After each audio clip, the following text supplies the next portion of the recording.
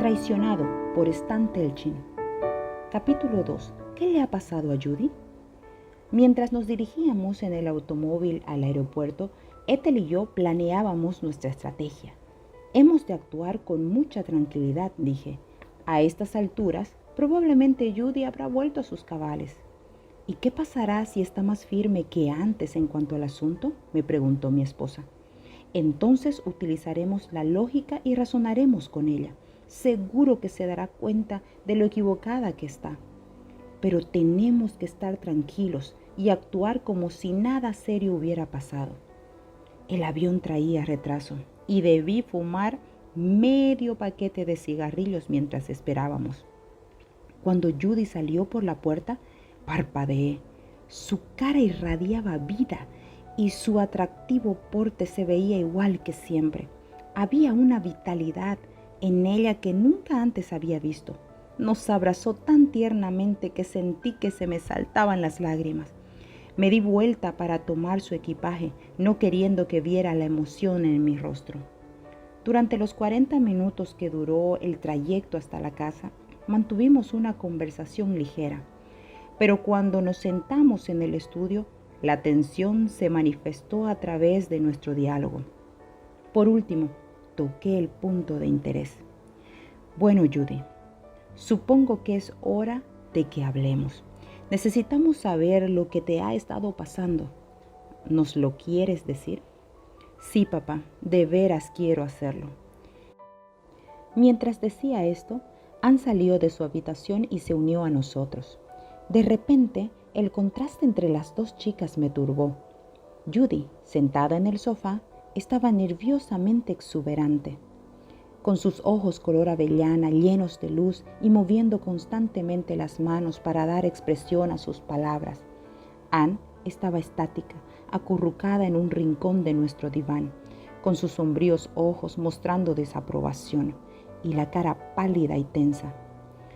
Ella había reaccionado más airadamente a las noticias de Judy que Ethel y yo, probablemente porque se sentía abandonada y excluida. Las chicas habían estado siempre muy unidas y verdaderamente me hería el pensar que pudieran separarse a causa de este asunto. Sencillamente Judy tenía que comprender lo que le estaba haciendo a nuestra familia.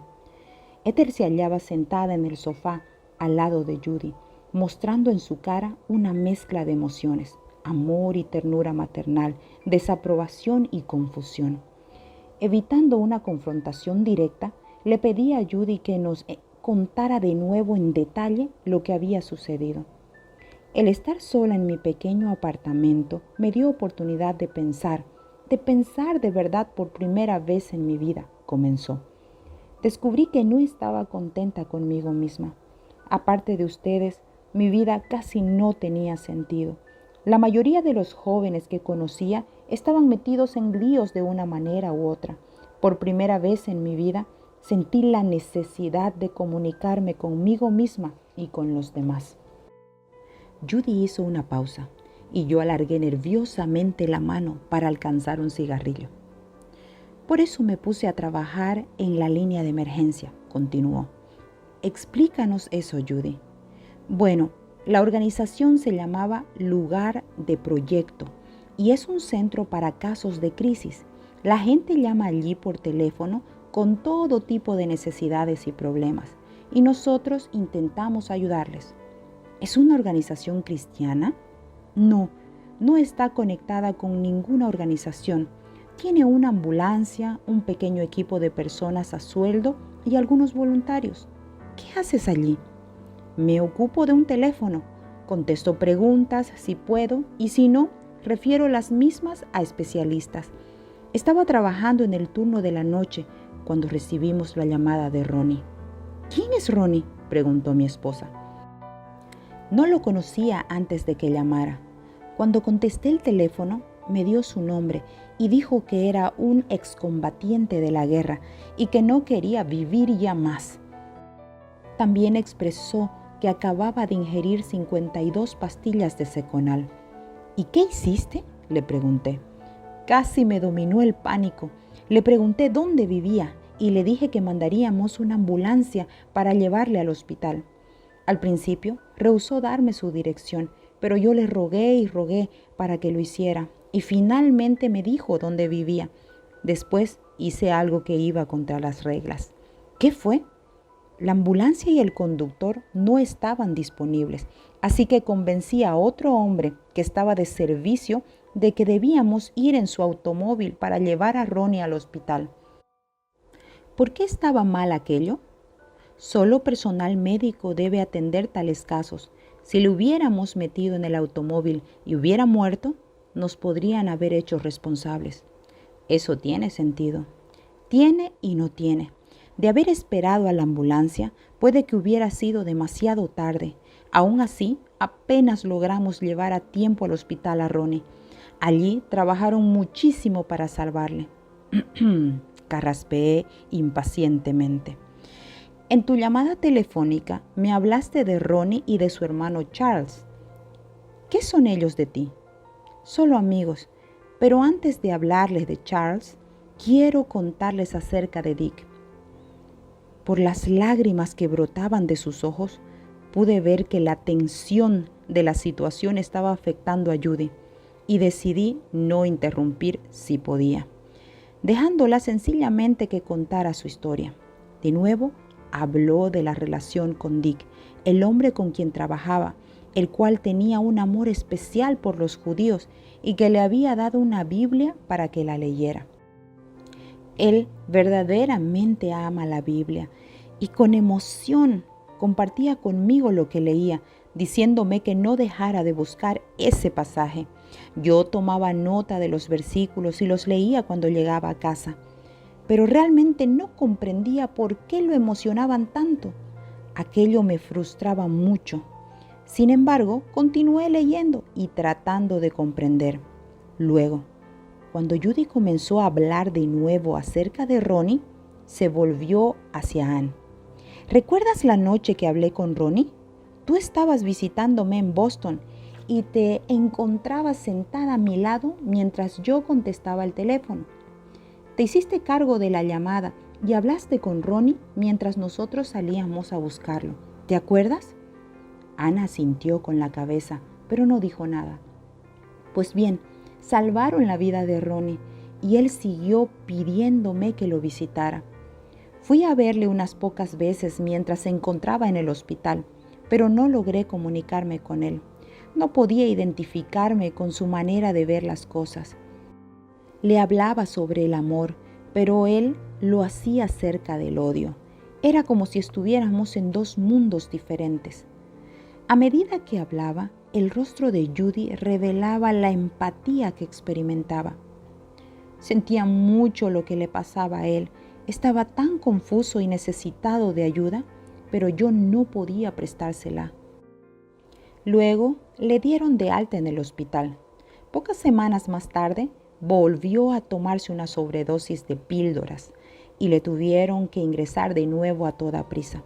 Cuando oí aquello, fui a ver a Dick y le pedí que orara por Ronnie. Entonces Dick hizo algo extraño. ¿Qué fue?, preguntó Ethel. Me llevó aparte y mirándome severa y paternalmente dijo: olvida a Ronnie por un momento. ¿Qué hay de ti? No sabía lo que quería decir y así se lo expresé. Entonces Dick sacó su Biblia y leyó un pasaje que efectivamente decía: ¿por qué miras la paja que hay en el ojo de tu hermano y no ves, en vez de ello, la viga que está en el tuyo propio? Como de costumbre, no comprendí lo que quería dar a entender, así que me explicó que yo estaba demasiado preocupada acerca de Ronnie y no lo suficiente en cuanto a mí misma. ¿Qué quería decir con aquello?, le pregunté. Intentaba hacerme ver que estaba tan ocupada tratando de ayudar a otros que no reconocía mis propias necesidades. Dijo que era yo quien debía orar por Ronnie, pero que había de empezar buscando a Dios para mí misma. Me lo dijo muy cariñosamente, sin embargo, me hizo ponerme a pensar. Todo el día siguiente lo pasé sola en mi apartamento. Leí algo de la Biblia, pensé en Dios y finalmente intenté hablar con Él. Entonces comencé a llorar. En ese momento, la voz de Judy se quebró. Sus ojos se llenaron de lágrimas mientras luchaba por mantener la serenidad. Ethel extendió su mano hacia ella, pero noté que luego la retiró. ¿Qué está pasando aquí?, pensé. Creo que durante horas enteras no pude dejar de llorar, continuó Judy. Fue la experiencia más extraña de mi vida. Sencillamente, las lágrimas seguían brotando y yo seguía clamando a Dios por ayuda. Le pedí que se me revelara y me mostrara la verdad. Estaba confusa y trastornada. En mi corazón estaba empezando a creer algunas de las cosas que había leído en la Biblia y que Dick me había estado diciendo en cuanto al Mesías. Pero mi mente seguía diciendo, ¿eso es posible? Es imposible, no puedes creer tal cosa, eres judía, no puedes creer en Jesús. Lloré hora tras hora y finalmente me quedé dormida. Cuando Judy recuperó la calma, continuó. Al día siguiente supe que algo me había pasado, pero no comprendía lo que era. Estaba aturdida y tenía los ojos rojos de llorar. Ya saben que a veces me pasa esto, pero simplemente tenía que recobrarme. Tenía una cita con Charles. ¿El hermano de Ronnie? Sí, había conocido a Charles en cierta ocasión cuando visité a Ronnie en el hospital. Acababa de salir de la cárcel después de cumplir una larga sentencia y yo estaba aterrorizada de él. Es un hombre enorme, con tatuajes en los brazos. Me imaginaba que formaba parte de la mafia o algo así, y que debía haber sido él quien metió a Ronnie en líos al principio. Pues bien, Charles me había llamado un día por la línea de emergencia para preguntarme si estaba dispuesta a ayudarle a conseguir que admitieran a su hermano en el hospital para excombatientes de Bedford, Massachusetts. Tenían un buen programa para la rehabilitación de drogadictos y me pidió que fuera allí con él para ver a una de las personas encargadas de la admisión. No hiciste eso, ¿verdad? Desde luego, no quería hacerlo. Y cuando empecé a decir no, me encontré de repente oyéndome a mí misma decir sí. Entonces hice una cita para encontrarme con él unos días después. Cuando todos sacudimos la cabeza, Judy se rió y dijo, ya sé que piensan que me he vuelto loca, pero déjenme que les cuente lo que sucedió. Me pidió que me encontrara con él en la casa de su madre, a quien había conocido en el hospital. Tan pronto como llegué allí, Charles me condujo a su automóvil. De mala gana me senté en el asiento delantero, tan cerca de la puerta como pude. Mientras nos dirigíamos hacia el hospital para excombatientes, vi algo en la repisa frontal del coche que me sorprendió. Un libro negro. Era una Biblia. Me quedé allí mirándola con consternación. ¿Por qué había olvidado mis instrucciones para manejar situaciones semejantes? Le pregunté a Charles si se trataba de su Biblia y me dijo que sí. Continuó Judy. Entonces sucedió algo extraño. Supe que estaba segura con él, por lo que me tranquilicé y empezamos a hablar. De repente me encontré preguntándole algo que nunca había planeado. Le dije que un amigo mío me había explicado que a pesar de que yo era judía, podía creer en Jesús e inquirí de él si aquello era verdad. Su respuesta fue que Jesús mismo era judío y que muchos miles de hombres y mujeres que también lo eran creyeron en él cuando vivió aquí en la tierra. Luego, Charles empezó a hablarme de cómo Jesús había entrado en su vida mientras estaba en confinamiento solitario. Es una historia asombrosa. Le pusieron solo porque estaba lleno de odio y no podían manejarle. Pero mientras se encontraba allí, tomó accidentalmente una Biblia de la biblioteca ambulante y la leyó. Aquello cambió su vida. Salió del confinamiento transformado en un hombre nuevo, lleno de amor. Incluso consiguió arreglar su matrimonio. No quería escuchar nada más acerca de Charles. ¿Qué pasó con Ronnie?, le pregunté. Tuvimos nuestra entrevista en el hospital y logramos que le admitieran en el programa. De camino a casa, Charles me dijo que lo mejor que podía hacer por su hermano era orar por él. Más tarde, Cuando llegamos a mi automóvil, me invitó a que asistiera con él y con su esposa a la iglesia el domingo siguiente. Le di las gracias, pero dije que no. Sentía que aquello era lo último que necesitaba. Durante las semanas que siguieron, Charles me llamaba cada pocos días para informarme en cuanto a Ronnie. Y cierto día me volvió a pedir que fuera con ellos a la iglesia. Quizás fue curiosidad, pero le dije que lo haría. Era un lugar muy extraño y tan diferente de nuestra sinagoga, pero la gente me llamó la atención. Eran tan afectuosos, tan agradables y apacibles, tenían tanto gozo. Al final de cada culto, el pastor invitaba a la gente a pasar adelante para ser salvos. Para ser cristianos, aclaré. Quieren que dejes de ser judío y te hagas cristiano. No, papá, no fue así como lo explicaron. Dijeron que volvería al Dios de Abraham, de Isaac y de Jacob, al Dios de mis padres. De modo que así es como lo hacen, expresó Ethel. ¿Cuántas veces fuiste a aquella iglesia?, le pregunté a Judy. 3, contestó ella. Las 2 primeras, lo único que hice fue observar a la gente y escuchar al pastor, intentando comprender. Nadie me presionó.